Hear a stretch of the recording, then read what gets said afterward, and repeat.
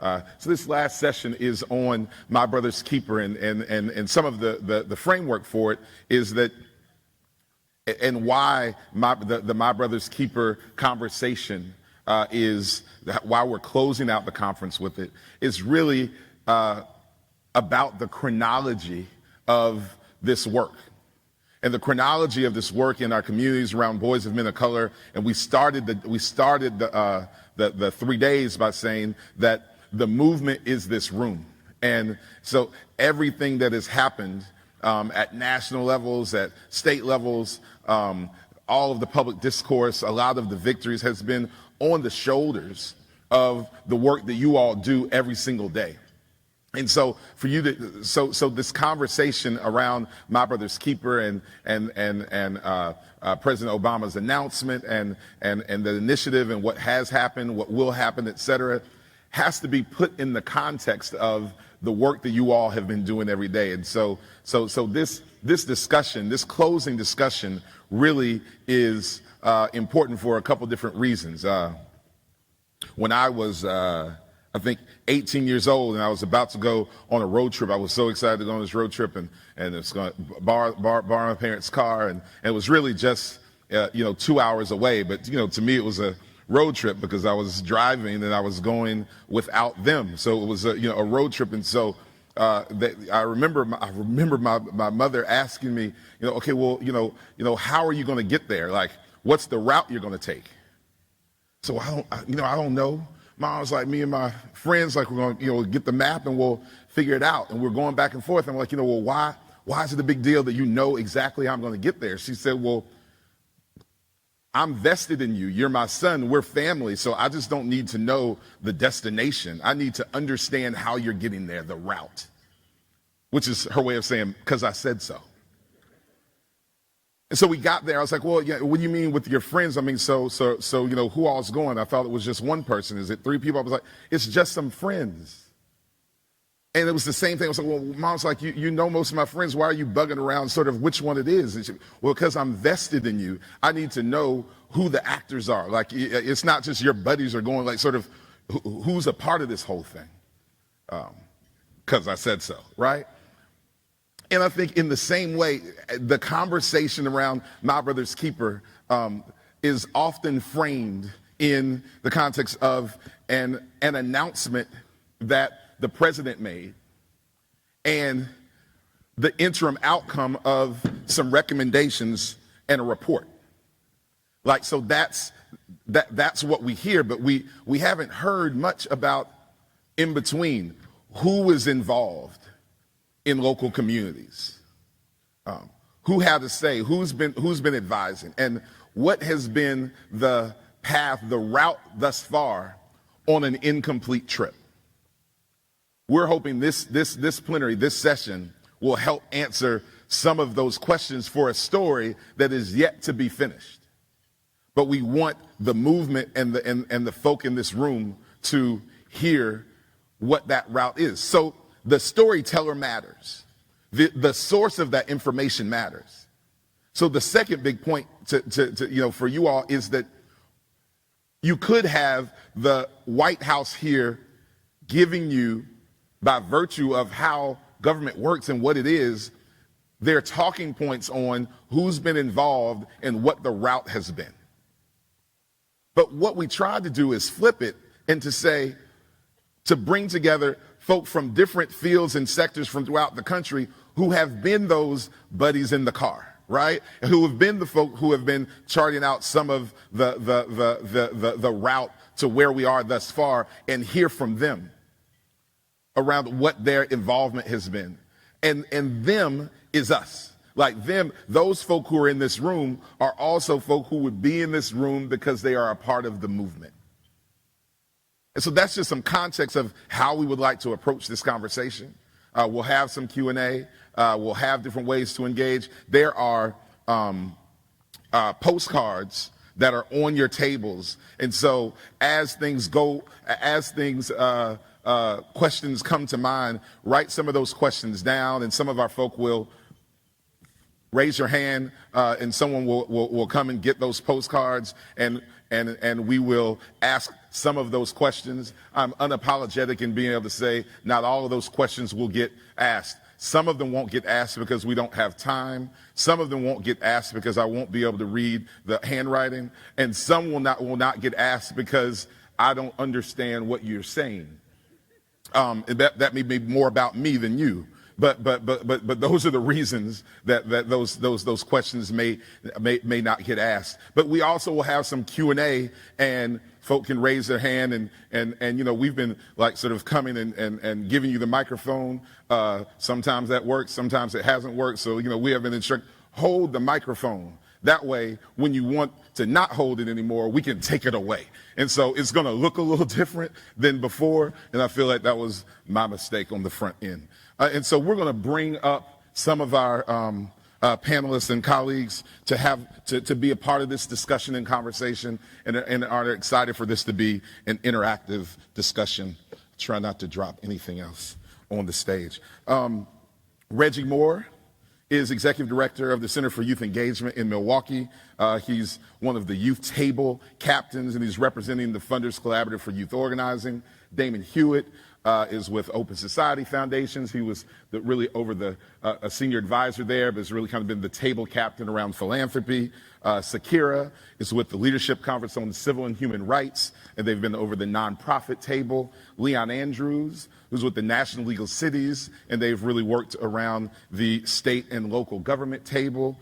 Tazero is with is one of the advisors for the One Multicultural Youth Justice Coalition of the Illinois Juvenile Justice Commission, but more, as importantly, she's one of the two co-chairs of the Youth Table that's been a part of this process. And then Victor is a young adult supporter at Kids Rethink New Orleans schools, and he's also the other co-chair for the Youth Table. Can you give them all a hand, and we're appreciative for all their space.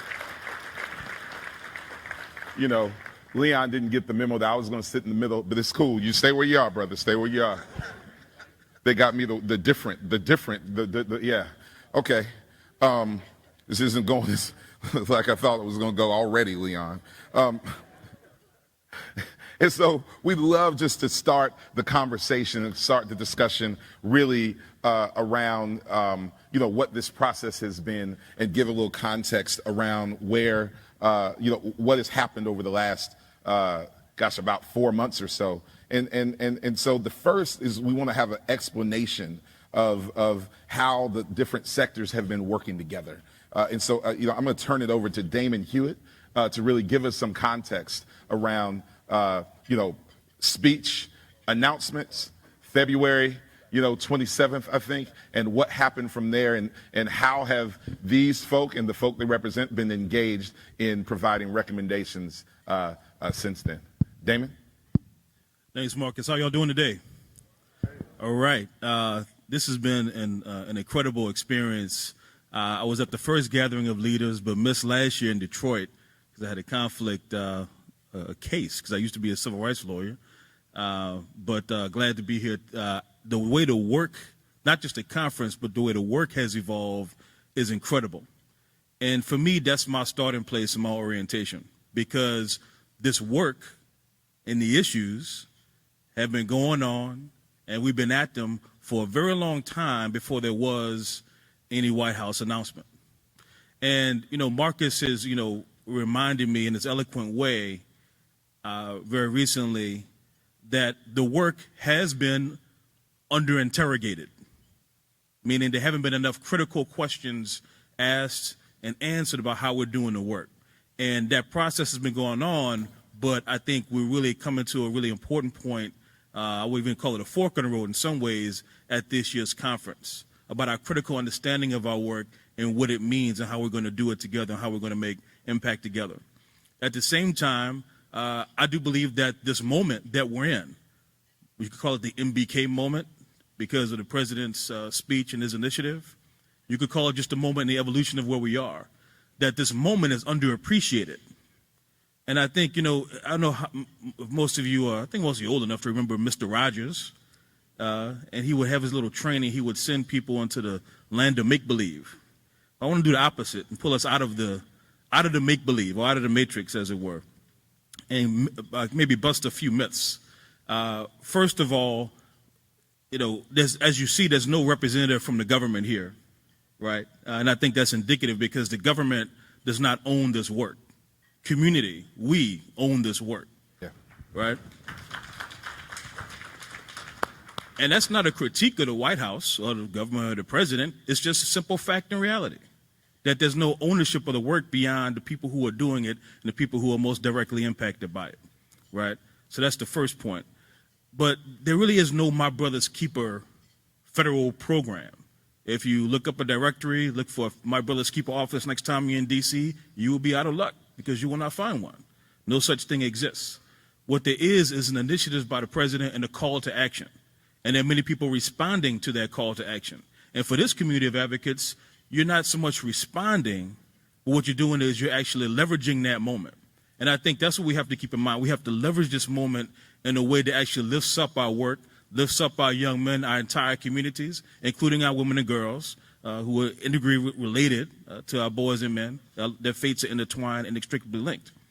But we have to make sure we leverage the moment.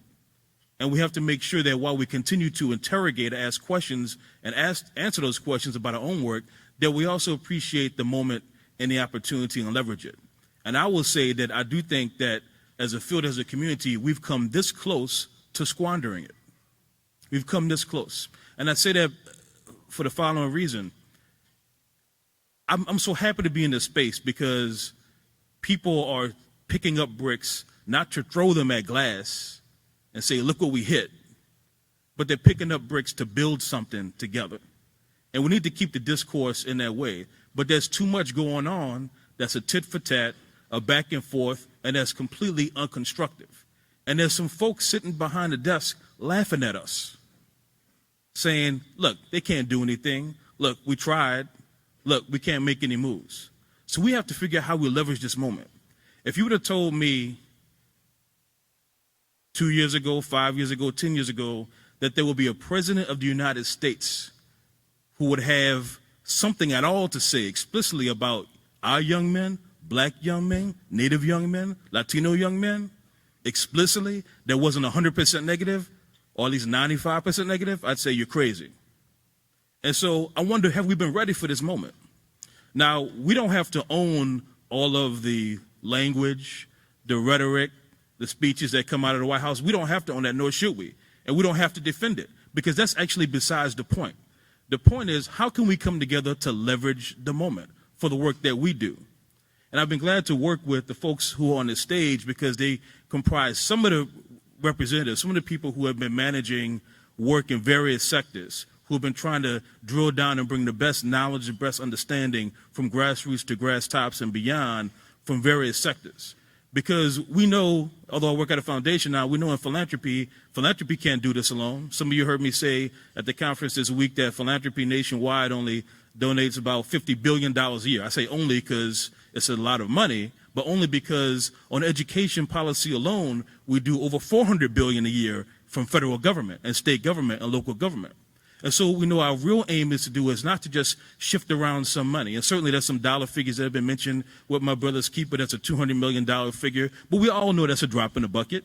We all know that money could disappear really quickly. We all know it's not going to make a direct impact unless we align our efforts and we start to actually change federal policy, state policy, local policy to drive towards our own collective vision. But that's what the power of this whole thing is, this moment, in my view, is that figuring out how can we work together? How can we have government officials, advocates, organizers in communities, legal advocates, researchers, local and state government representatives, youth who are most directly affected in their families and their communities, not just people speaking for youth, but youth themselves, right? How can we have civil rights and human rights organizations, faith groups, even corporations that actually want to do something more than just spread around some money, that they want to take a critical look at their business practices? How can we all work together to make a real difference in a way that goes beyond rhetoric, that can have real and lasting impact? That's the question. So it's actually never been done. So we don't know what the answer is, but we're taking a leap of faith. We're taking a big bet that we can actually make some big bets on what we can do together for our young men, for our communities, and that we can actually achieve some of them. We may succeed, we may not, but we're going to try and do this together. And so the people you see on the stage today, and they'll introduce themselves shortly as well and talk from their own perspective, they're all taking that same walk with us together. They're taking that same walk with you, that we know we can't do it alone. So we're going to try and take this chance to join forces to figure out what we can do together. A few more points just on philanthropy's role. You know, you see on your chair is a report entitled "The Time for Action," and I think that title is indicative of what leveraging the moment is all about. Of course, we're up here talking as a panel. We're talking about it. We're dissecting the issues. We're interrogating the issues, what have you. But the time really is not just for talk. The time really is for action, because in large part we know what needs to be done. The question is, how the heck are we going to get it done together? I want to share with you a little bit. If you open it inside a report, there are a couple of what we call pull quotes right there. And they really, I think, orient us to what philanthropy's stand is from these 11 foundations and the dozens of others who support this work and fund many of us in the room. On the left, there's this quote under the picture about solutions go beyond specific programs. They come from healing whole systems. We understand that mere acts of charity or programs that are not connected to policy will not get us to where we need to be. We need to actually reform and heal entire systems to serve our young people better and actually satisfy our vision. And on the right, you see, all right, go ahead. And on the right, you see our vision of opportunity will benefit all Americans, but it will not be achieved by a one-size-fits-all approach. And that means a lot of different things. That means an approach that says, well, we have to help poor people. That's true, but that's not going to help young black men in particular. That's not going to help young Latino men in particular. That's not going to help young Asian women in particular and girls in particular. There is no one-size-fits-all approach. So each of our communities has a shared and linked struggle, but it's going to require unique solutions. And we can't be afraid to call that out. We can't be afraid to say that. We shouldn't pretend that that's not true. We shouldn't pretend like we don't know who's in the room. We shouldn't pretend like we don't know that the people here actually hold the power to actually develop these solutions. We shouldn't pretend that it's not historic for the President of the United States to actually call out these issues. We shouldn't pretend that the President got it 100% right. We shouldn't pretend that the people who are having bricks thrown at them aren't being scarred and damaged by this. And we shouldn't pretend that we're not brave enough to actually take this walk together and take this chance to see if we can get this right. So I just want to thank you all again for walking this walk and for actually believing in the people who are on the stage, that together we can actually represent the spirit that's in this room, represent the vision that's in this room, and for the people who aren't even in the room, who are all over the country doing this work. So thank you. So thank you, Damon. Thanks, Damon. So, you know, Damon spoke some about philanthropy's role, but there's a narrative that sets the stage for philanthropy's role, but the role of young people, the role of the faith community, the corporate sector, the nonprofit sector, state and local government. There's always a structure, but there's behind every structure, there's a narrative. And so if you think about February, what's the date, Damon? February 27th, and actually the several weeks leading to February 27th, the assertion by the White House was that over the next 90 days, we are going to look at ourselves, look at our agencies, and figure out how we can better leverage strategies, resources, et cetera, to improve the life outcomes, expand the life outcomes of boys and of young men of color. That was what they charged themselves with. And in seeking to partner with philanthropy, and partner meant seeking to get philanthropy's resources to support it some, that philanthropy responded in this way. to say, well, if you're doing this process of looking at what you can do better and how you can make recommendations to yourself, that is a self-assessment and is wholly inadequate. So how can we also engage other sectors or tables to also make an assessment, one, of how they can be engaged and what they can do as a sector, but also to make recommendations to how government can engage in this work. So philanthropy said we'll be a partner, but let's invest in a space for young people throughout this country to weigh in. Let's create a space for state and local government leaders to weigh in, for nonprofit, community organizing and activist groups to weigh in, faith community to weigh in, the corporate sector, and philanthropy to weigh in. And let's do that on the same timetable, at the same timetable that you're doing the self-assessment. We're going to set up a structure where we do a self-assessment, but also provide some recommendations to you at the federal level. That's the narrative. So what this table is, what this panel is, it represents the leaders of those different sectors whose jobs were to, okay, we want to hear from nonprofits. Sakira, leadership, Sakira, I need you to talk to as many nonprofits in the country in 90 days, which really ended up being in 30, 40 days, and tell us what they think.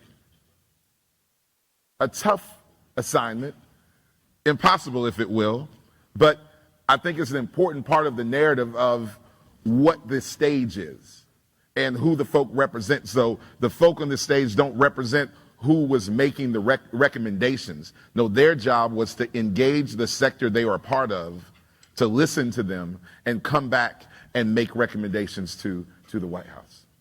And so we're going to hear from each of these tables both about their process, but also their product, what they had to say, what they have to say, and what is the ongoing work. So we're going to start with Reggie, who was the captain of the youth table. Thank you. Good afternoon, everyone. And thank you for the introduction. And I also want to shout out my co-table captain, Carmen, from Movement Strategy Center. And using your earlier analogy is basically, and being that the youth table is one of the last tables to come on board, we had even less time to accomplish what we did. And so it's like basically packing everyone in a car and having to get across the country in about 3 days. And so that's essentially, what it felt like. And I have the privilege and honor of supporting the youth table, which is led by Tezeru and Victor, and you'll hear from them in a moment. And I'll keep my remarks brief and really just talk about the process. So we really wanted to be intentional around reaching out throughout the country to get the input of young people from a diverse range of communities and backgrounds. And we ended up engaging over 200 organizations and alliances, including the Community Justice Network for Youth and the Alliance for Educational Justice, Dignity in Schools, and a range of other networks and organizations. And we did two things. One was ask them to survey the young people within their organizations and to really get input on what they were seeing as the reality in their own communities, in their own neighborhoods, and in their own schools in relation to this issue, and what they want the country to know about what that reality is.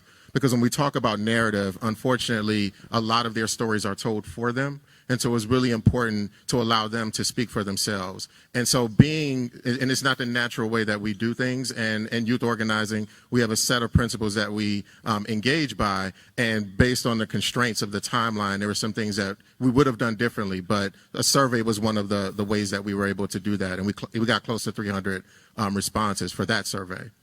We also asked youth organizations, because recognizing that a lot of youth organizing groups, again, have been working on many of these issues forever, really finding out what are some of the policy campaigns and priorities that you think should be raised in this framework and in this work. And so we had over 60 organizations respond to that survey, and a lot of those recommendations are incorporated in at least the executive summary of the report, and will also be incorporated into the full report that's coming out. We recognize that we really want to be in the necessity of being transparent about this process. People say that devil's in the details. It can also be in the process. And so one of the things that, even though we've reached out broadly, we recognize that we want to do better, especially as a youth table. So if you feel like you have not been reached out to or engaged in the youth table, you will hear opportunities on how to do that. There's a form on your table on how to engage, but we really want to be intentional around making sure that as many people are part of this conversation as possible. The other thing that's unique about the youth table is that every adult representing an organization who participates in those monthly calls has to have a youth as a part of that call. Because what we don't want to have happen is to have that table co-opted by adults, again, speaking on behalf of young people. We want to create and protect a space for them to engage and speak for themselves. And so Zeru and Victor have been a part of facilitating that process and will continue going forward, and are also the reps to the National Convening Council as a part of this initiative. So I'll actually turn it over to Victor. Hello? I'll turn it on. Hello? Can everyone hear me? All right. Again, my name is Victor.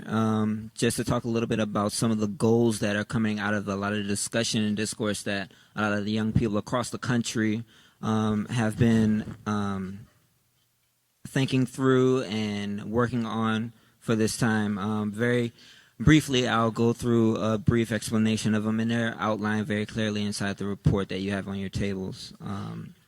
One being kind of aligned with a lot of the narrative that's been going on so far at this conference that I'm glad to hear, and I'm sure a lot of people are glad to hear, is this holistic approach to what we see as health for a healthy individual, a healthy community, and a healthy society as a whole, talking about the social aspects, the emotional aspects, the physical, behavioral aspects of that person's lives and that community's life. Another goal that we have is the understanding the pipelines that lead to success in careers and education, understanding that we need to have effective, rigorous, compassionate, and relevant educational pipelines that people are a part of. Another goal that we have is ensuring that boys and men of color are not funneled into the pipeline of the criminal justice system or the juvenile justice system.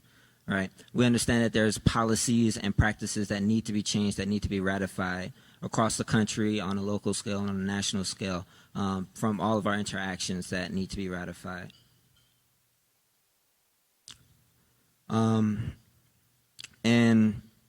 Lastly, I just want to make sure that I clarify that we really want to ensure the leadership positions that are coming out of our rigorous educational pipelines to make sure that they're really rigorous and worthwhile career paths that are opening up to young people, not only as they graduate their educational careers, but also while they're going through those educational careers. A lot of young people are doing this work and they're doing other forms of work. How do we ensure that the career paths that they're on already and that they could go to in the future are very worthwhile for their time? Good afternoon.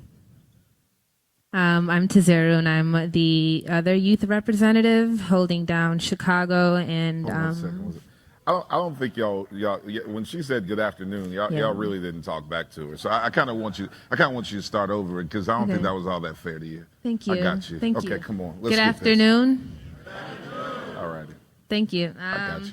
So I'm Tazeru, and I'm also a youth representative of MBK, and I'm just going to read some of the recommendations that were outlined, and I'm going to go over some that I want to highlight and bring attention to.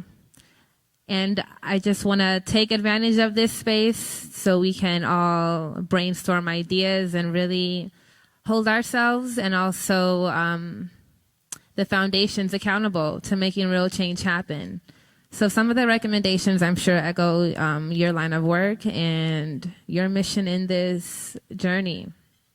So expand the workforce, change the image of Black men in the media, reinvestment justice, so invest in community organizations, nonprofits, many of which are here. Continue doing research on communities, especially those of Black and Brown descent and other minority groups, juvenile justice reform, and education reform. And a lot of what's outlined in My Brother's Keeper are policy-related issues that impact and will include us all. So as Leon had stated earlier, the squandering versus solution-oriented kind of energy and movement.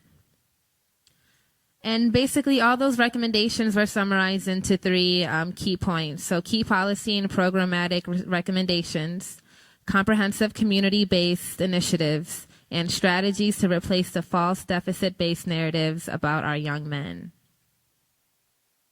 And I'm just gonna highlight 2 areas that I like to bring attention to. So a big part of My Brother's Keeper is about mentorship. And what better way to mentor youth than to equip young parents, which is a form of young leadership, with the tools like a job to raise their child. And so a lot of examples were outlined, and AmeriCorps was one. So what if the foundations paired up with AmeriCorps and created opportunities and jobs in which community organizations can be held accountable? Another point is education. The outline, in the research outlines how education reform from the beginning, from preschool, needs to happen, because the early stages of life of a child will impact his or her outcome. So I'd really like some dialogue around that. Some other points that I personally have with some of the work in terms of moving forward is how we think about leadership and how that looks for young people. Not necessarily from one of the only standpoints that a lot of people tend to move forward to is just the mentoring position, but also how does that leadership manifests itself in a young person throughout their educational careers as early as middle school, elementary school, as they move forward into university, as they move forward into the workplace. How are they able to manifest that leadership in many different ways? What are the pipelines that we can create during their educational careers in order to actually allow that leadership, whatever it should look like for the individual? Now, there are a lot of foundations that are already providing financial support to a lot of different organizations. What if, for example, some of these young folks who already have their really extravagant ideas, that they may need mentoring, but they also may need financial support. They may also need some other form of support. They may need more people support. They may need all these different kind of supports. However, if we were to allow for this leadership to manifest itself through their own home-driven initiatives, to see that what kind of changes could that make happen? What kind of changes could that bring to fruition for those young people? Thank you. Give them a round of applause just really quickly, because their expression of what some of their recommendations and discussions aren't framed for our or anyone's approval per se. I mean, I think what was an incredible job, right, by the co-chairs is that what they've shared with you, and which is a microcosm of the discussions that they've been having. Their job isn't just to share with you things that they have been thinking about as 2 individuals. Like the discussion and priorities and ideas that you heard from them was them distilling conversations with young people all over this country, and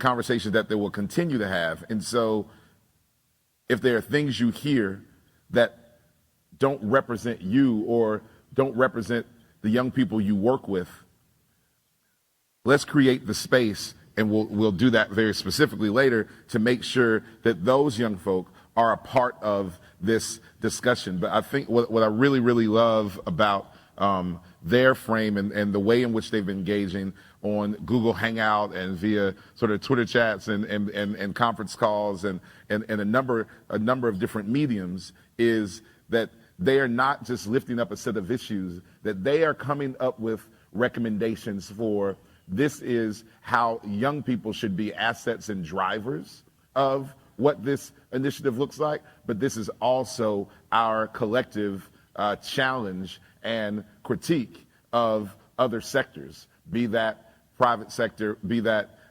philanthropic or the federal government, in terms of how young people's ideas and recommendations should be taken seriously. And so that is the work that they are carrying, and that is why when I asked you to give them a round of applause, it wasn't for their ideas, but because of the load that I believe that they're carrying in this thing.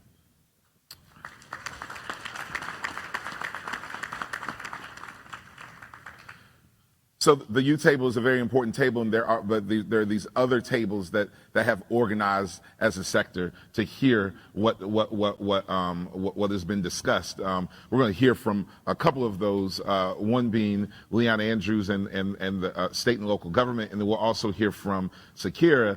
And Sakira's job was talk to all the nonprofits in the country and tell us, sort of what they think. But I'm really excited to hear some of what you heard, because I think that when you hear from Sakira, it will model very much the very conversations we've been having for 3 days here, and those hard questions. And so I'll turn it over to Leon and then Sakira. Good afternoon, everyone. I probably just switched up the order, but yeah, just ride with me. Yeah, my bad. So as in our role at the National League of Cities, our job was to engage state officials, local officials, and tribal leaders in a conversation within this. It really wasn't even 90 days. It probably was 20 days at the end of the day to get their initial feedback of their role and how they saw themselves being able to support an agenda that was around My Brother's Keeper. We partnered and were able to have an opportunity to work with a number of organizations that really helped us pull together those voices onto a call over multiple calls over those 2-week period that included the International City County Management Association, the National Association for County Officials to work with county commissioners. We also worked with the National Conference of State Legislatures, the Council for State Governments, which work with governors and state legislatures. And then we also work with Casey Family Programs, the Center for Native American Youth, and the Native American in Philanthropy. So typically from the National League of Cities, we don't usually work with state governments. So the partnership was really important for us to make sure we were able to reach out to governors, to state legislatures, mayors who we do work with, and other Native American tribal leaders. And so through the initial conversations, we had about 250 voices, leaders from each of those groups that were able to come together and share their initial insight on how they would want to engage in this work. I think from our perspective, we realized that those conversations were just scratching the surface. We realized in order for us to really delve into a deep set of conversations among a broad conversation around boys and men of color, that one conversation is not going to be enough. Particularly when you're talking about leaders that haven't particularly led on an issue around boys and men of color. And so how do we build their capacity to use this as an opportunity, as a platform, to really lift up those issues that we all have been talking about, and for them to understand what their role is, particularly when we're talking, and I guess when we see our role really taking on a lot of system and policy conversations. So what can you do as a governor? What can you do as a state legislature or as a mayor to really look at how schools are, how to decriminalize schools and look at suspension policies and push out policies, and what are your roles to really deal with the disparities that exist? And so for many of those elected officials, it's not a conversation that they've taken on. But I think for us, what was encouraging out of the calls is that there is a willingness and interest. And in fact, I think what My Brother's Keeper has done in their brand is that it's brought out people that typically don't talk about issues around boys and men of color. It's brought them out in the light in many respects to say, well, this is an issue for us, and we do want to figure out how we engage on this issue. And again, I think for us, how we engage that, how we sustain that beyond the one conversation is going to be such the critical part of where we go from here. But we have been able to focus in on a number of mayors that have identified this as an issue. We have identified a number of mayors, particularly that we're working with around Black male achievement. And so the initiative that, for those that have heard, Cities United is an initiative that the National League of Cities is a part of. There are 62 mayors that are part of that initiative, and we have been maximizing their voices. Mayor Nutter and Mayor Landrieu have been the two mayors that have been out front on those issues, as well as KC Family Programs and Open Society Foundation. And so what was really timely for us is that as we were launching the Cities United initiative in New Orleans on February 27th, the president was also announcing My Brother's Keeper, the initiative. And so we had about 20 mayors with us in New Orleans, over 225 people in the room. And so it was a great opportunity for us to both launch this initiative that's focused on reducing violence and violent deaths among Black men and boys in New Orleans, and at the same time the My Brother's Keeper initiative happening, and the mayors there in the room and the young people that were there in the room and the community leaders seeing the president give a shout out to Cities United as an initiative that is part of what this larger effort around driving the agenda for boys and men of color look like, was a momentum opportunity for us. So these mayors are saying, okay, this president kind of knows that we're out here leading on this issue. What more can we do? How do we get more engaged? And I think from that vantage point, how do we come together and think about maximizing the partnerships and structures that we have in place to sustain that and to expand the conversation into a boys and men of color space? I think it will be really important. And it's what we hope comes out of how we think about moving forward in this space. Great. Thank you, Leon.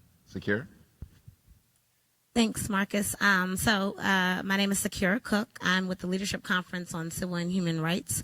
We're a national nonprofit of over 200 national organizations that work on federal policy across issue areas, and particularly around boys and young men of color. We work on education policy, criminal justice policy, and economic security and empowerment. So it was natural for us to sort of work to convene nonprofits across the country. And so our engagement started with sort of putting a call out to everyone who we worked with at the national level, but also state and local groups and direct service community-based organizations, and invite them to an initial conversation to kind of explain what this thing was. Like, what are we trying to do in organizing nonprofits? From that, we decided to do a mapping to sort of understand what people were doing in this space, what they're already working on, where they're working, and what they hoped that this My Brother's Keeper initiative would be all about, and how our work together could help improve outcomes for boys and young men of color. From that mapping, there were several themes, I'll say, that developed, that we looked at everyone's answers and said, okay, so these are the broad areas that folks have said that they're working on, and we want to develop around those broad areas some principles that will serve as the voice or the foundation for the nonprofit community and what they care about and what they would like to see change, the areas in which they would like to see change. We hosted an in-person meeting where over 100 participants from national, state, and community-based organizations came out to. We talked about those broad themes and then started to develop those principles and talk about what it looks like to really, what areas do we really need to engage in to sort of move the needle and have some real change in the lives of boys and young men of color. So the 5 principles that emerged from that conversation were promoting healthy children, families, and communities, expanding educational opportunities, ensuring economic opportunity, decriminalizing youth, and ensuring civic participation and civic engagement of people in this community. From there, I guess that's where we are. So we have this statement of principles, and we're asking that all of the nonprofits that we engaged with initially to sort of lend their support by lending their name to the statement. But we realized we didn't reach everybody. There are people that I met at this conference that were not engaged in this process, and that we would like to have them become a part of this process and lend their voice to this. Some of the challenges, I think, as Reggie and Leon have intimated, have been around the timing and moving this through in a very short period of time. I think it was about a month or so that we did all of this. Also, some of the challenges that were emerged during this conference and things that people talked about with relation to the framing and talking about boys and men of color, but making sure that we're inclusive of all communities of color in this fight. And then also the tension around the women and girls of color and how that plays into this larger framing around boys and young men. So with the statement of principles that, as you all say, you're interested in participating in our table, and I'll share those with you, you'll see that they're framed very broadly to sort of get at that issue of ensuring that there's inclusivity around the issues that we're talking about, and making sure that people feel like their voice is going to be heard as part of this conversation, but also staying true to the very poignant point to target the specific population and the challenges that they face. But there, as we know, are structural barriers that both young men and boys of color, but young women and girls of color face, that we can address and meet the needs of both of those populations. I would say finally, what the table hopes to do is keep this sort of collaborative conversation going on, where we can leverage the resources that we all individually have, working in the spaces in which we work, but not work in those silos, and have national organizations talking to state and local organizations and direct service providers talking to the national and state organizations, and then pushing the state and local government sector to do what we would like them to do in the areas that we've identified, pushing the federal government to do what we would like them to do in the areas identified, and corporate and philanthropy partners, and moving those policy and programmatic initiatives that will really impact the lives of young men and boys of color. So that's where we are so far. There's a lot more to be done. And I'll leave it at that. Yeah.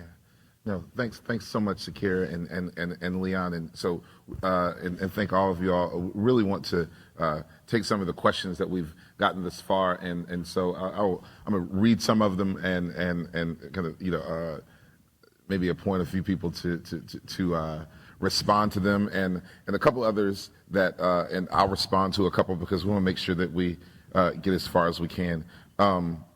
One is I think with the I'm trying to do it in a really organized way, but the questions are very diverse, if you will.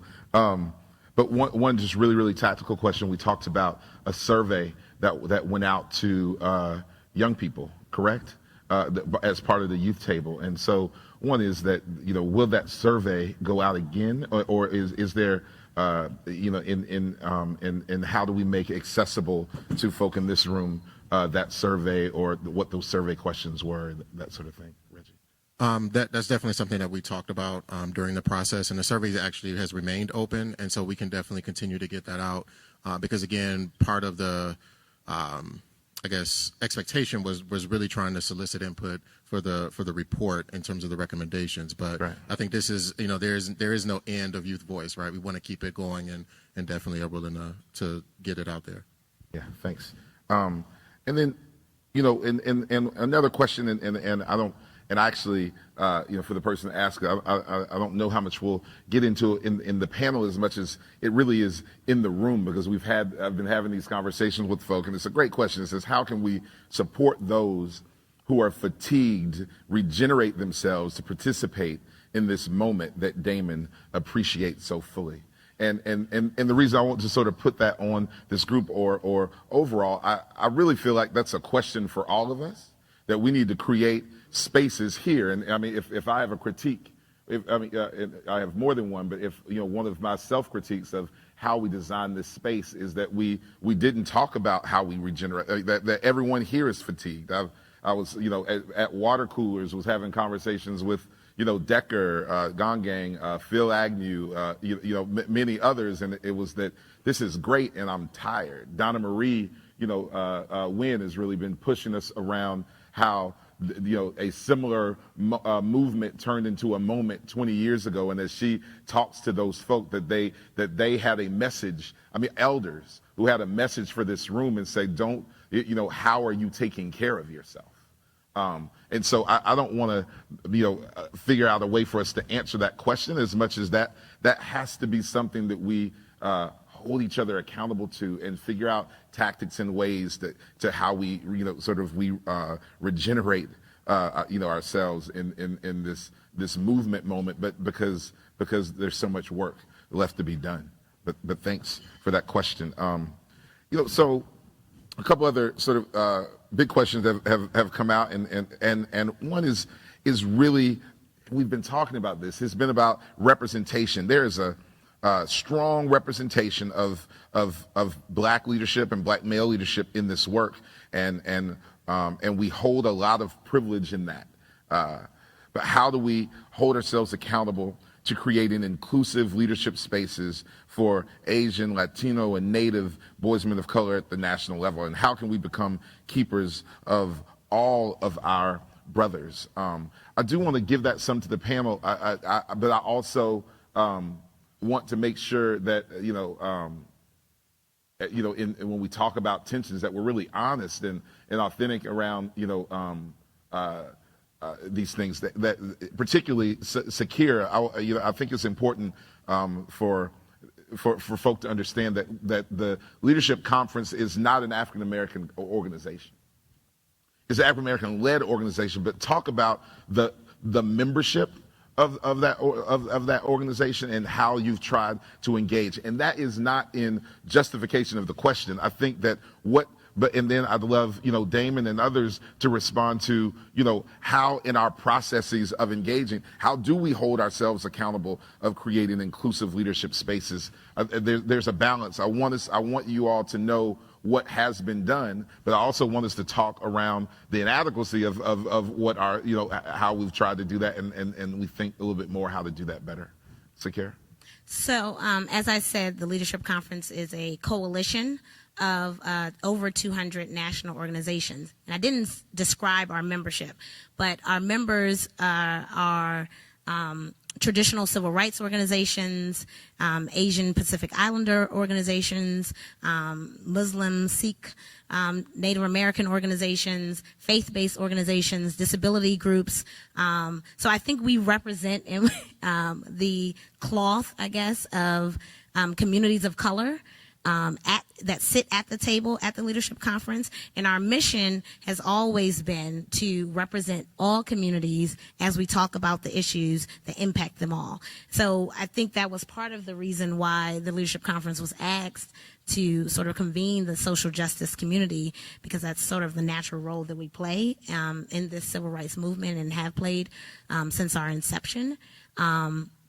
So that's why, as you'll see, for those who indicate an interest of learning more about our table and what we're going to be doing in the future, the principles you'll see really speak truth to that idea of being inclusive while we're being specific and focusing on boys and young men of color, but recognizing that it takes all of our communities, and all of our communities face similar challenges that can be addressed through a focus on young men and boys of color. So, Reggie and Terezu and Victor.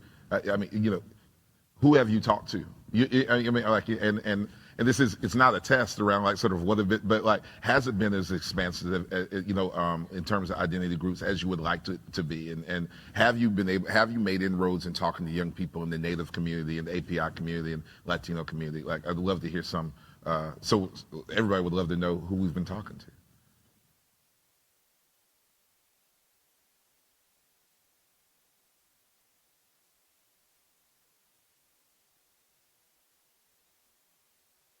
I'll turn it on.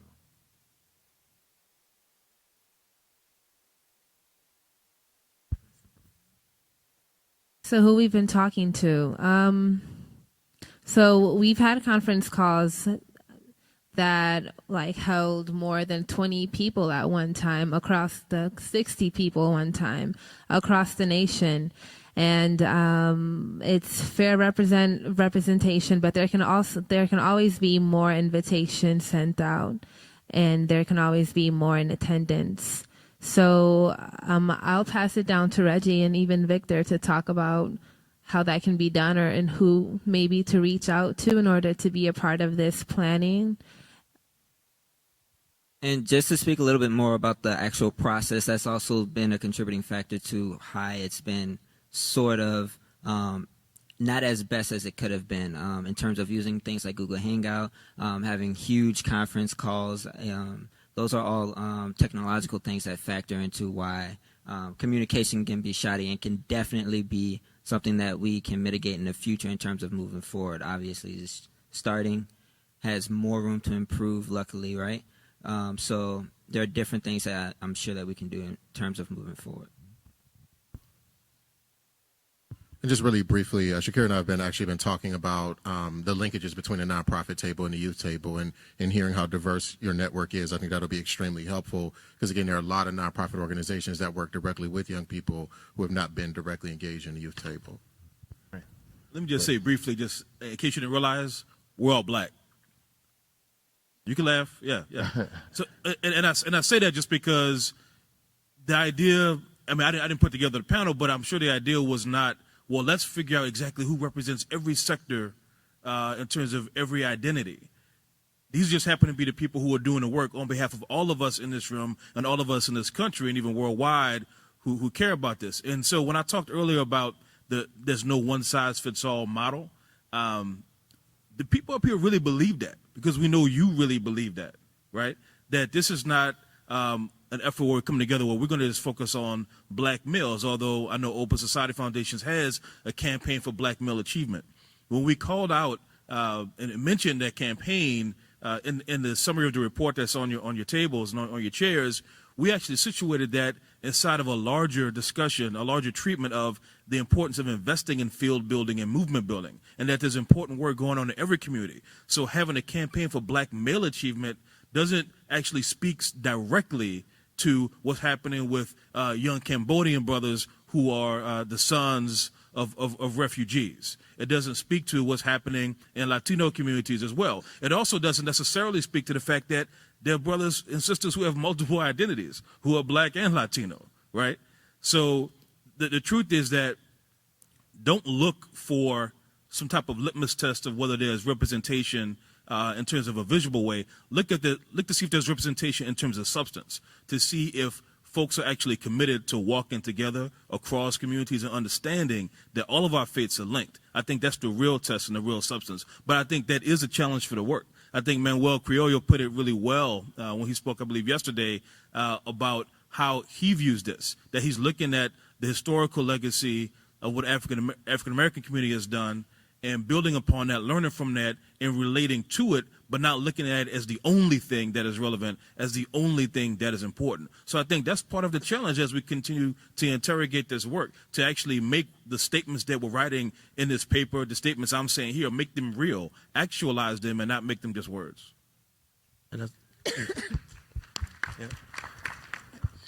And from the National League of Cities to Damon's point and to Marcus's question, our membership is pretty diverse, right? We are a membership organization that reaches 1,900 cities and partner with state leagues. And so through the state leagues, each state has a league except Hawaii.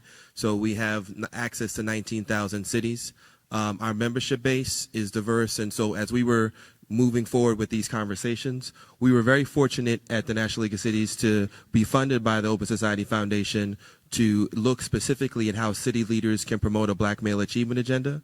But that for us is really just a starting point as we now understand how elected officials, because I've been cynical at NLC, like, will I ever find mayors there that would be willing to step out and claim something very specific around Black men and boys? And so that was 3 years of us having conversations and engaging with our diverse membership to see the leaders that were going to step out. And when I said very quickly, you know, that there's 62 mayors that have joined Cities United, there are 62 diverse mayors, right? If I ran down the list, you have Asian American mayors, you have Latino mayors, you got Black mayors, you got female mayors, you got Republican mayors, you got Democratic mayors. And so it's a diverse range of mayors that have come together to lead on an issue very specific. And so as we engaged in this conversation around boys and men of color, we reached out directly to our constituency groups. So we have a Hispanic elected local officials, which is called HELO.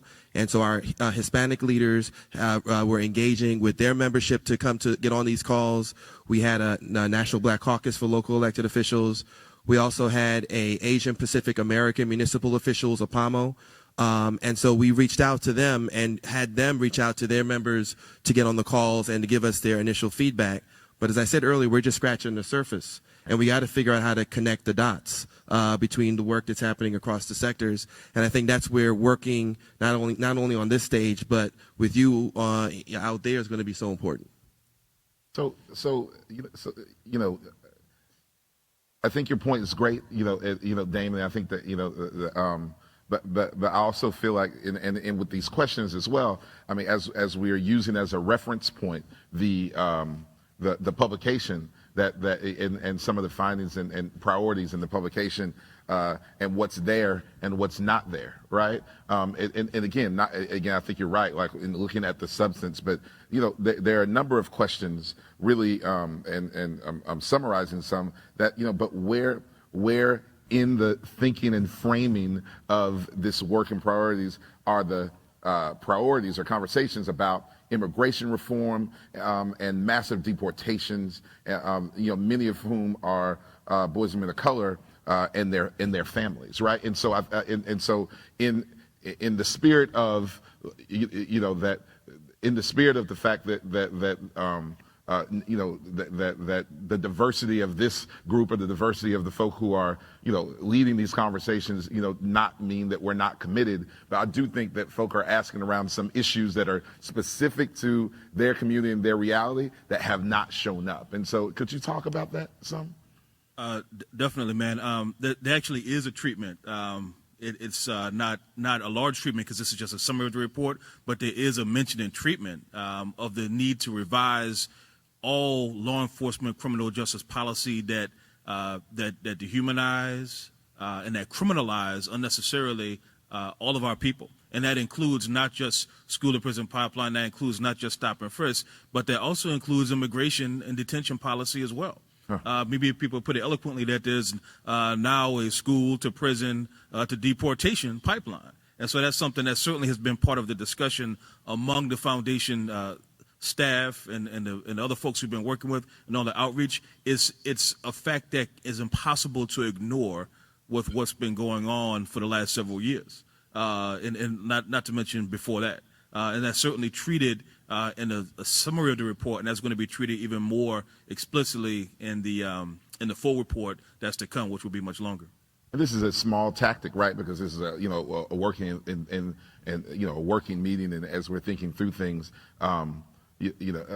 because perceptions do matter, right? I think it's important that we make that prominent, right? Because I think oftentimes when we talk about reforming juvenile justice systems or justice systems, that oftentimes, even in this work, in this field, in the social change sector, often it does not include deportations, right? And so I think some of the ways, or some of the immigration reform, and so I think sometimes when we read that, and we don't take it for granted because it hasn't always been inclusive. And so if our sector hasn't always been inclusive, it's hard to think the best, you know what I mean, see the glass half full when you see something, you know, and say, well, that must include us because we share values, right? Well, that, you know, those are assumptions that may not be. That's correct. right. And by the same token, just because we use the terms immigration enforcement, that we have to change the policy, it's actually the very first thing we say in terms of the bullet points on the criminal justice. To note that, don't assume, and I don't want you to assume that just because we said it means we have all the answers for it and that it's taken care of. Because I think I want folks to appreciate the fact that 11 foundation presidents are willing to put their names personally and the foundation's names behind what we say here. Because once you get a chance to take a look at this, it's not going to be 100% hit every mark that you want, but you're going to say, wow, these foundation people said that? Yeah. That's what you're probably going to say.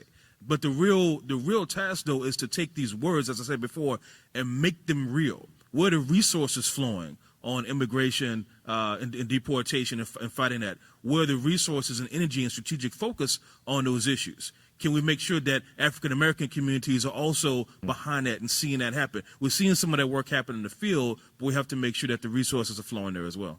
You know, Damon, and that's, and you know, you're doing a great job of answering the questions, and so I feel like you're doing way too good a job, and so I just want to be. So there's a question I want to make sure I read it absolutely right. The person signed his name, but I'm not going to do that, and so exactly it says, so where the money at? Now I don't speak that way, but I'm a very proper person, but I just want to read it exactly as it is. So where the money at? Right. Thanks for that translation, Marcus. That's expert of you. Absolutely. Right. I'm good at what I do. That's a genuine and fair question. And I actually think that this is part of that land of make-believe that I talked about. Like, there's been people out there kind of insinuating that there's a pot of gold and that people can somehow access it. That is not true. That's not true. The real power of what these foundations are doing is really aligning their strategic focus and aligning their resources. And so we've had conversations with folks about challenging these foundations not to just put the money together or to put it towards the same purpose, but to actually step up the commitment, right? Because I'm very worried about the field starving on the organizing front, on the advocacy front. I'm very worried about that. And we know that in philanthropy, and look, I've been there all of 5 months in philanthropy, but I can already see that priorities do shift. And so I understand as a former grantee what that means for the field. That is very scary business. And we had a whole panel where we discussed this yesterday in a packed room. So what these 11 foundations are saying is that their initial investments are going to be around in the neighborhood of $200 million on the issues we call out here, on making sure that we do whatever we can to make sure that our young men in our communities are healthy, that they get educational opportunity now in the school to prison pipeline, that criminal justice system isn't so present in their lives that it stifles everything they ever want to do and all their hopes and dreams, from incarceration to deportation, right? And also that they have economic opportunity, not just get a job, but a quality job, a quality opportunity, and entrepreneurial opportunities on top of that, right? And so that's where the dollars are flowing to those programs. Now, a lot of this isn't new to these foundations. Right. It's not like there's some new awakening, right? Yeah, is so it 200? Is it new? I mean, most of that speaks to ongoing investments. So it's not money that's already out the door, but it's money that's to come. But it doesn't mean there's some new kitty of programs and investments. So to the extent that you've heard that, you probably haven't heard it from the foundations. You probably heard it from elsewhere. You may have been misled in that regard. So there is no pot of gold in that regard. But as I said before, as we've challenged philanthropy, as it challenges itself to step up its degree of commitment, and I know this broader alliance, this is called the Executives Alliance to expand opportunity for boys and men of color, this alliance of 40 foundations. One of their stated goals is to at least double, over some course of years, the amount of resources that are flowing into this work, not just for African American or Latino community, but across communities for this work. So if that's a real challenge, philanthropy is going to have to step up, and philanthropy should be held accountable for that, without question. But there's not some pot of money related to my brother's keeper that foundations are giving to the government to then dole out to somebody else. That's simply not happening. So we have to have a real serious reality check on that one. Well, and that is a great answer in terms of, you know, that there's, you know, it's amount of resources that are committed some of its ongoing investments, not necessarily new money from philanthropic institutions, and even that number of 200 million is small for this it's generational, very small for the generational challenge of what's issue. happening. Yeah. But on the government side, like, are there resources that the government is committing to allocating, creating a pot, spending a different way? Because I think the question of where's the money at is not just for the foundations. That's right. Is it coming from anywhere, or what's really been committed? Right. So from the federal government, there are no dollar commitments. We haven't seen zero. We've probably seen the exact same thing everybody else in the audience and watching online has, that there hasn't been any specific dollar commitments. But to do the things that the federal government says it wants to do in its report, it's like long 50-some page report, which has some really interesting and impressive and surprising stuff in it that I encourage you to look at. When I looked at it, I said, wow, I'm surprised he actually said this. This is actually something to work with on some of the fronts, right? Some of that is going to take some dollars. Otherwise, it's just empty and hollow. But look, we know what the political realities are for this administration. In D.C., it's hard to actually get anything done. So I think, for on all these issues, the White House is saying, well, we're using the power of the executive action, right? Which means they're not going through Congress to get lots more dollars and lots more money. So we can't speak for the White House on that, but we haven't seen any specific dollar commitments yet. But I think our framing, our paradigm has to be important. We shouldn't say because of that, well, we'll just take whatever philanthropy does and that's it. We have to push. Like, these are our tax dollars at the federal, state, and local level. This is America's money. And if we want to have a shared commitment as a nation to what's happening with our young men, with our young women, all of our communities, we have to insist that these funds be steered in the right way. So while there's not any new pot of money, I think policy has implications, right? Especially if it's grounded in some understanding of what's actually oppressing people. If it's grounded in some understanding of what actually is going wrong, but also an understanding of what's right. And an honest understanding of the contributions that our young men in our communities make to make this country a great place, to make it a challenging place, right? So we have to insist that this happens, but to answer the question bluntly, we have not seen any specific commitment of dollars from the federal government. So maybe that's one of the things that we need to be focused on as a field, as a movement, right? That we need to insist that we're not just talking about the issues and organizing around the issues to say that we have to do the fundamental work, right, of healing each other, healing ourselves, of organizing. But we have to make sure that the systems that engage us, the systems that we're spending billions of dollars on as a country, that they're using that money in the right way towards the right interventions, towards the right programs, towards the right opportunity for our young men and our young women as well. Real quick, just a survey of the audience really quick. Raise your hand if it has been your understanding that there would be dollars flowing to local communities as a result of My Brother's Keeper.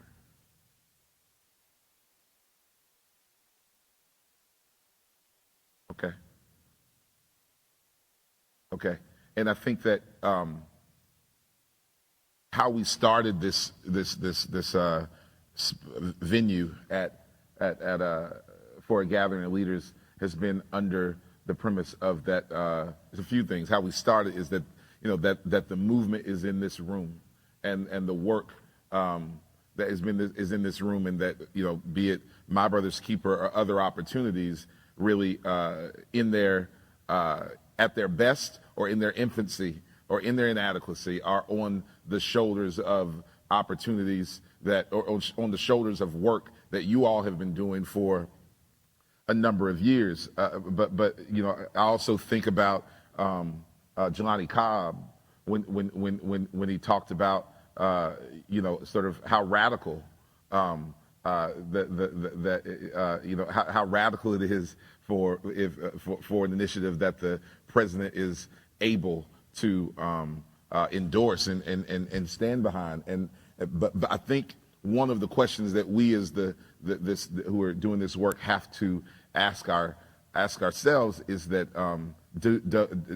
does radical action only have radical ingredients? right? So if you're making radical soup, are the only things you put in it radical stuff, right? And so part of the question is that are we, how is My Brother's Keeper, in what it is and what it will be, something we can leverage for work that has to be radical? Like that, and so there's an analysis that it has no value, or that it has value, that it is an ingredient for our ultimate end. And so Jelani also talked about right of center and left of center, and this room. I'm not going to make some assumptions around where people are in this room, but I remember during the announcement of My Brother's Keeper, when the president made that announcement, I remember talking to a friend, and they're saying, well, what can be done right now? Like, what does that do? And see, I'm not really thinking about this room. I'm thinking more about if I'm allowed to say it, the right of center, man of color, woman of color, white man, white woman, who cares about these communities, who are on the board of a corporation, on the board of a community foundation, the Rotary Club, and they've cared about it, but they don't self-identify as activists. They don't self-identify as racial justice leaders, but they're good folk who care about their communities. And there's this speech, and in that next board meeting, that they find words for something that they had not pushed before, to say, did you see the president's speech? We have to do something about boys and men of color. Like, what can we do? Now, they might have been right of center, right? But they took a step from right of center to center, or they would maybe never speak about race, but they followed the president's lead, or race and gender, and went from center to left of center. And I don't think about this room. If this room is about leading something that is radical, how do we leverage something that never said it was for the radical outcomes that we're pursuing? And so part of this update around My Brother's Keeper has been framed around understanding what it is and what it isn't. The architects of My Brother's Keeper are not in this room. The architects of what it takes to move our communities are in this room. And so I think that we have to ask the right people the right questions, and figure out what our goals are in solidarity and for our local communities. There have been a number of other questions that we have. We're going to close out soon. I will say that if I'm allowed to, I'll read a couple of them in that I think that some of the questions are not what My Brother's Keeper is going to do, right? It's not a priority, and it won't be a priority. How, and I think it's really important. There have been conversations and questions around this is generational work, and how do we foster a generational movement for boys and men of color work? Incredible question. My Brother's Keeper, is not a movement, right? It's a tool and a strategy that can help, that potentially can be leveraged to support the movement that we're leading. I think how can we expand intergenerational pathways for engagement, and what are the structures that to create those, that it's not just sort of a youth table giving recommendations, or a table of elders giving recommendation, but where those venues where generations can be informing one another and coming together and identifying what some of those recommendations are. I think that is an engagement strategy, but that's not about coming up with recommendations for My Brother's Keeper. That's about defining our work and our wins and what we want to see for our community. And so again, I think we need to have, how do we create those tables? But we should put more time in creating those tables in our communities than trying to impose it into the structure of My Brother's Keeper per se. Yes. Okay, so before we close out, though, I'd like to share something that James Baldwin once said in a debate with William F. Buckley. The debate was called, "Is the American Dream at the Expense of the American Negro?" And this was in 1965. And I think this kind of summarizes largely how I feel and how I hope we can all kind of feel in moving forward in this line of work. So James Baldwin says, "What the white world does not know, but I think I do know, is that black people are just like everybody else. To pretend and to assume that you are dealing essentially with something exotic, bizarre, and impractically, according to human laws, unknown. Alas, this is not true. We're also mercenaries, dictators, murderers, liars. We are human too. What is crucial here is unless we can manage to and establish some kind of dialogue between those people whom I pretend had paid for the American dream and those other people who have not achieved it, we'll be in terrible trouble." So there are many flaws to My Brother's Keeper, and as a youth organizer, and as Victor is as well, and you know, we're pretty hip to the system. We know what's going on, and we can see a lot of, I think our confusion is an interpretation of skepticism, and also just pure lies. But I think in everything, and also in line of organizing, I think we are bold enough to cling on to hope, no matter how impractical it seems. So with My Brother's Keeper, look what it's doing already. We're having talks of AIP folk and including them, rightfully so, of course, and transgender populations. And these are conversations that have never been discussed as openly and fearlessly.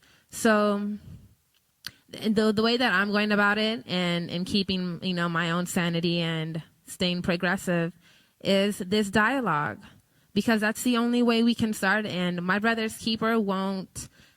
So My Brother's Keeper, I'm expecting change to happen for like 40 years from now.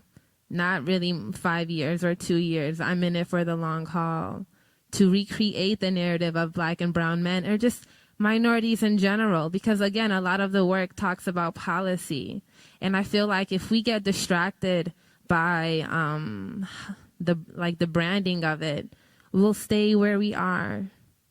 We'll still be fighting the same battle, it's each other. Closing remarks, Victor.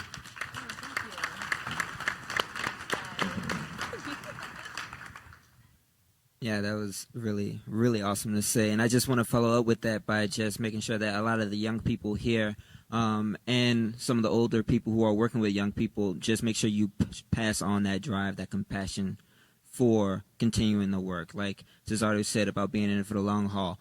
A lot of us, we still have a lot of time here. We still have a lot of time here in terms of making sure all of this work comes into fruition. Yeah.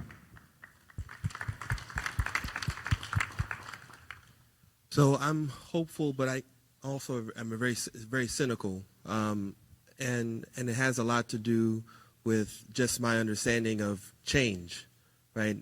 Historically, and how this conversation plays out in that context. My sense is that when you're talking about change at the level that we're talking about around the framing around My Brother's Keeper, we're talking about historically how government has responded to boys and men of color.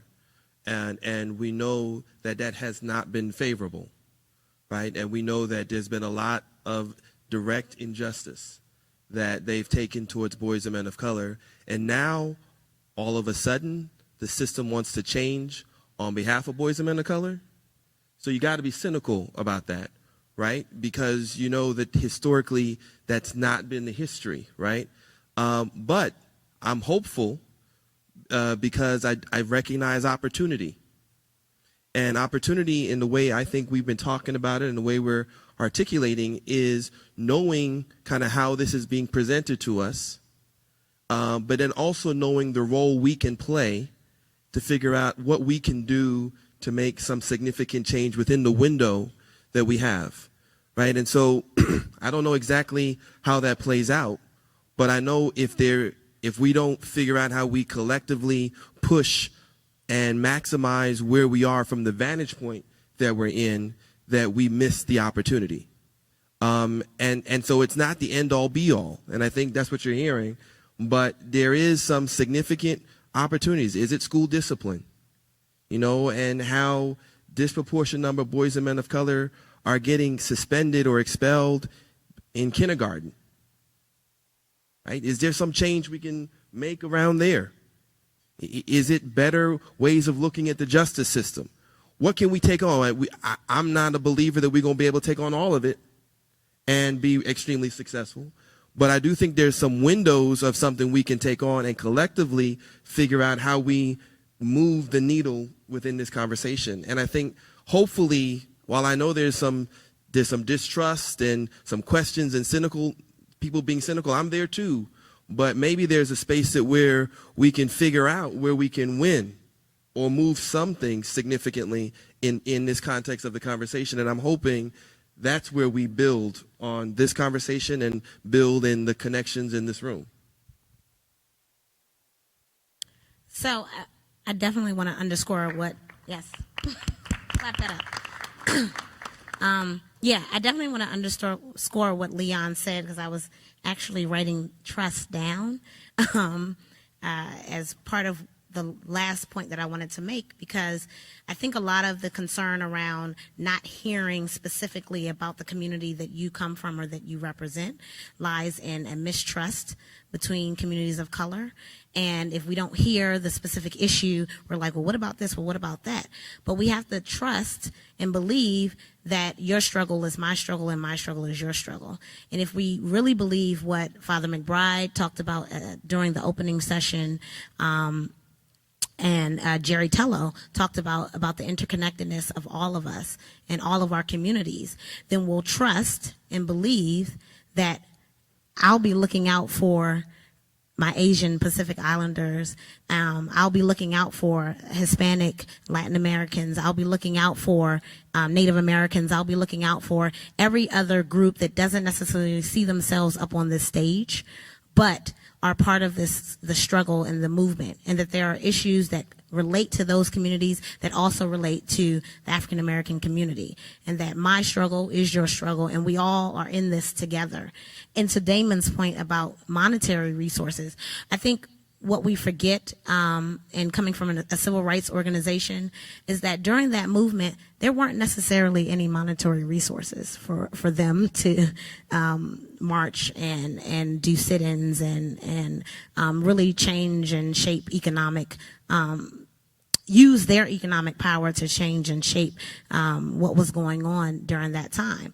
They used their collective resources. They leveraged their individual skills that they had in the spaces in which they were in to help one another out to achieve the goal that they all wanted. So we have to look at not only where are the monetary dollars, because that is important, but also how can we collaborate more strategically to use the resources that we all have in the spaces in which we are working to move the needle forward in the ways that we want on those things that we can really, really, really make some real change and in a short period of time, but also, to her point, the long haul as well. So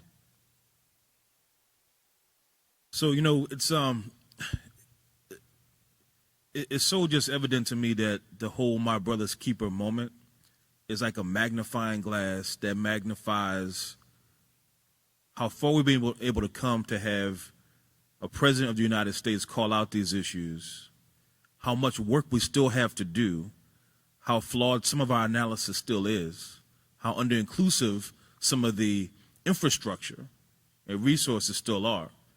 And we should have been having the same conversation, whether there was a "My Brother's Keeper" speech or "My Brother's Keeper" report or not, because it's really about the evolution of the work and the understanding of what it takes to work together across communities, across sectors, to actually make a deep and lasting transformational impact, not just to help one person for a few years in their life, but to actually change reality for entire communities and to really claim a stakeholder place in this country and what it's about. To make sure that whether it's dollars and resources, whether it's perceptions and images, both conscious and unconscious, whether it's the textbooks we read in school or the books we read or magazines or the music that we hear, to make sure that it reflects all of us. All of us. That's the work. I'll briefly just say that this conversation reminds me of a book called The Revolution Will Not Be Funded. And if you've read that book or experienced any of those trainings, it really captures sort of the history of philanthropy in this country, how movements have been resourced, and I think to Shakira's point, the impact and power of people actually driving their own solutions. And obviously this work, it takes resources, but at the same time, really understanding how we define resources. I know for me, growing up, not even a mayor, let alone a president, speaking to the reality of the poverty and experiences that as a young man of color in this country, having experienced, not having that reflected, on a political stage, let alone a national stage. And also realizing the amount of hard work that youth organizers have been doing over the past 2 decades in their local communities on the very issues that are reflected in this report, and to have it in a report that's being highlighted is really powerful, and I think could invigorate a movement and create even stronger pipelines of youth leadership, because we think we're tired, you know what I mean? But I know 17-year-olds, who are tired, who've been trying to, keep armed police officers out of their schools or deal with the deportation issues, and feeling like, change is taking forever. One of the things that I'm seeing locally in Milwaukee, a lot of foundations locally are asking about what's up with my brother's keeper, where's the money, how can we leverage and match? And, my rebuttal is we didn't need, like you just said, we didn't need a report. When you look at the state of Wisconsin, the NEKC rated as one of the worst places for black children in the country. We didn't need a report. So when we talk about the urgency of now or time for action, that was a decade ago. And so I think in your local communities, really have hard conversations around, okay, yes, this is an opportunity to engage people who have not been fearless enough to have this conversation, but now maybe the president has given them permission to do it. But at the same time, ask the question, why? Like, why have we waited? And then at this point, what do we need to actually take action, regardless of if federal resources come or not? Right. So I'd like to thank the entire panel. I'm actually going to turn it over to Victor and Teresa in a second. I think before, and they're going to offer a closing. Is that correct? Are we still okay? Right. I'll make sure. But right before I do that, because it's relevant, please correct me if this information is wrong, Jonathan. If you're still around tomorrow, there is a hearing in San Francisco, 4 to 6 on, tell me what it's on again. What's the hearing focused on? Yes. Yeah, the California Alliance for Boys and Men of Color is having a focus on the hearing is on widening the lens to include Asian Pacific Islanders and young men and in the work and in our communities in California. And so that is tomorrow from 4 to 6. And I think it's been on Twitter, et cetera, but wanted to make sure everybody knew about that. If you're in town, love you to engage. We will take our parting directions from the two of you. All right, let's try to work. Well, thank you all for sitting patiently. Give yourselves a round of applause. I know it's been a long 3 days in beautiful California. So, stand up. Thank you, miss. Yeah. So I'm going to call all the youth who work as youth organizers or who are just youth in general. If you identify as a youth, under 25 come to the stage. We're going to stand in solidarity as I recite some things from Tupac Shakur. And then in the meantime, can we just have everyone at their table stand? Why not? Up there. There.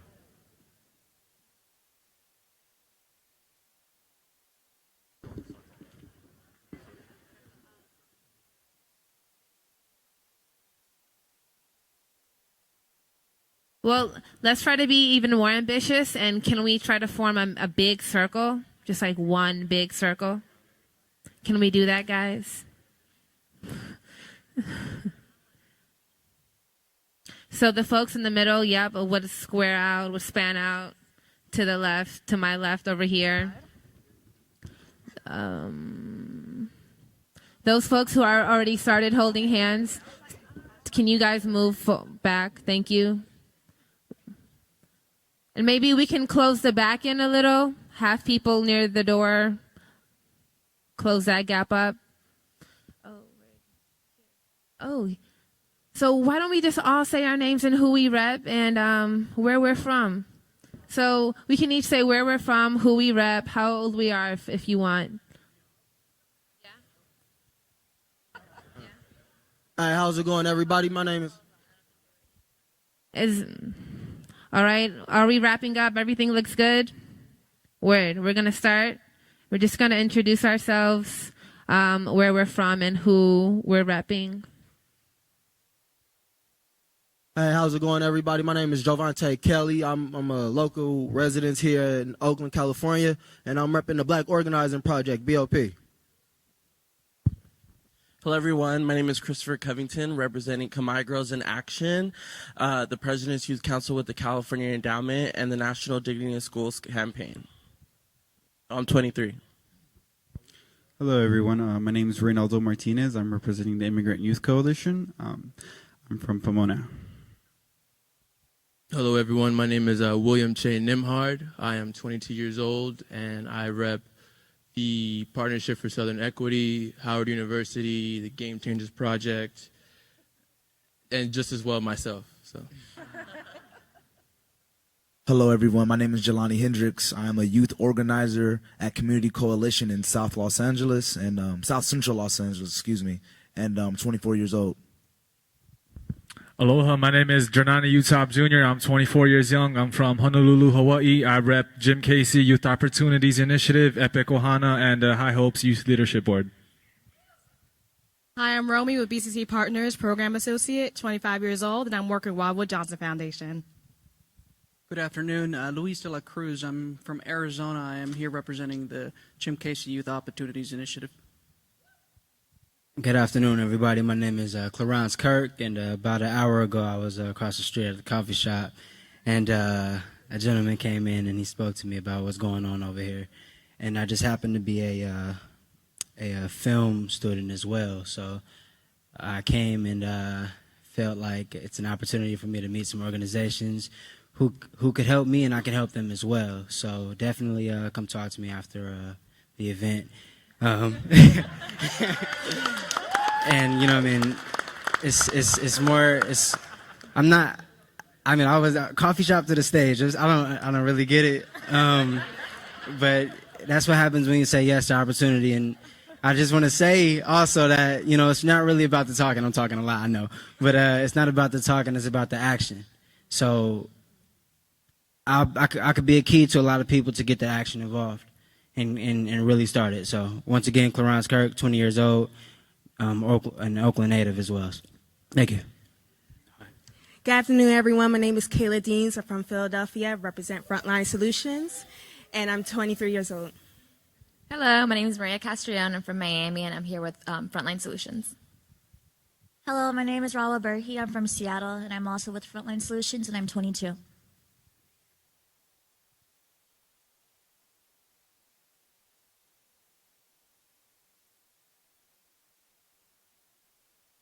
Hello, everyone. My name is Zakia Scott. I'm originally from North Carolina, but I represent Fenton Communications right out here in the Bay. All right, thank you, everybody. Lastly, we want to introduce Kwabini and Mariam to close us out for this session. Can you come to the front of the stage, to the center? Yeah, yes, here we come.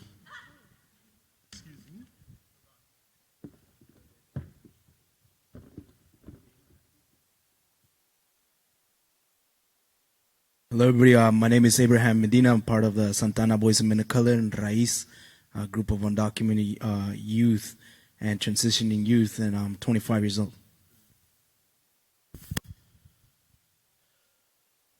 Good evening. My name is Kwabini Daniels. I am a youth organizer with SWAP, Southwest Youth Organizing Project. Collaborated with Voices of Youth in Chicago Education. This conference really helped me focus on networking and talking with different organizations that does the same work as me. At SWAP, we always do one-to-ones with people in the community and also different organizations to further help our organization. So networking really helped push the work that I do forward. Hello, my name is Mariama Bengura. I'm from Chicago, and I work with Voice, and I'm a youth leader with APNC. This network actually helped me build a relationship with those people that actually work with the youth, and actually give me some courage and show me that all of you all are really strong, and all of you all care about youth, and I really appreciate that. Good job.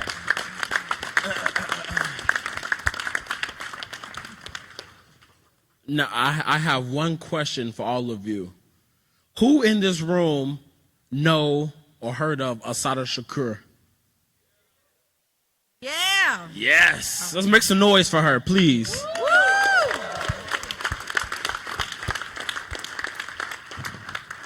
So I'm going to brag about her for a little bit. I promise I won't be that long. Assata Shakur moved to Oakland, California, where she joined the Black Panther Party and helped organize community education programs, demonstrations, and political rallies. She believed that actions are important to end the struggle and achieve Black liberation. Today, we come together to fight for the rights of all people of color. We are going to do a chant from Assata Shakur to honor this fight. Mariama will lead us into this activity. And everything Obini has said, to show respect, I would like everybody else to hold each other's hand right now. Just get into chains. Come on, people, get close. I just want you to do a repetition after me. What I said is what you say. You ready? Okay. It is our duty to fight for our freedom.